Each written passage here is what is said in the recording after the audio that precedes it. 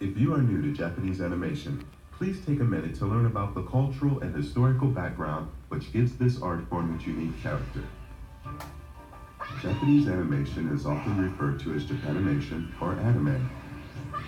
You will notice very non-Japanese looking characters with vibrant hair colors such as yellows, reds, and blues, as well as distinctive hairstyles such as pigtails, ponytails, and decorative ribbons. In many cases, these hairstyles are exaggerated beyond the laws of physics. These traits are used in Japanese animation as techniques to easily differentiate the characters.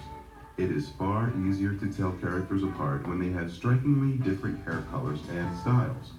Since many women in Japan wear such hairstyles and accessories, including many singers and actresses in their 20s and 30s, such styles are commonplace in the culture. Other frequent images in Japanimation include school uniforms such as sailor-style blouses, skirt and blazer outfits, and bloomer-style exercise clothes.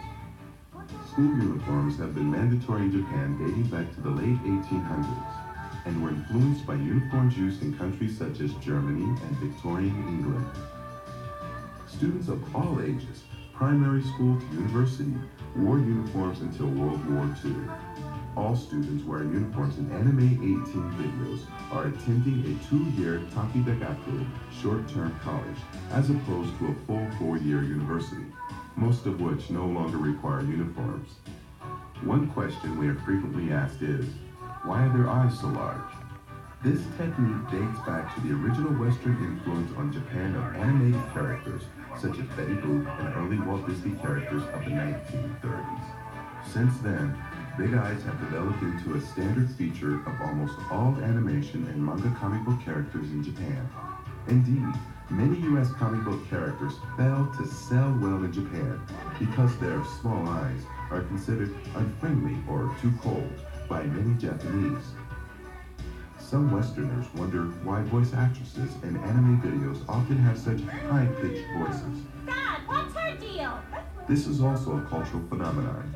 Such voices are seen in Japan as more attractive and feminine. Many Japanese companies specifically instruct the receptionists and female sales assistants to use a high-pitched voice when dealing with customers. You're really powerful. A note about a more private matter. You will notice a lack of pubic hair on almost every character, male and female, whether aged 19 or 90. This trait of the art form reflects the fact that until very recently, any depiction of pubic hair in a photograph or drawing was illegal in Japan. Although in the mid-1990s, this became somewhat relaxed in terms of live photos. The Japanimation industry has adopted an informal consensus not to depict pubic hair in animated works, due to fears of adverse public and government reaction. Thank you for supporting the anime art form.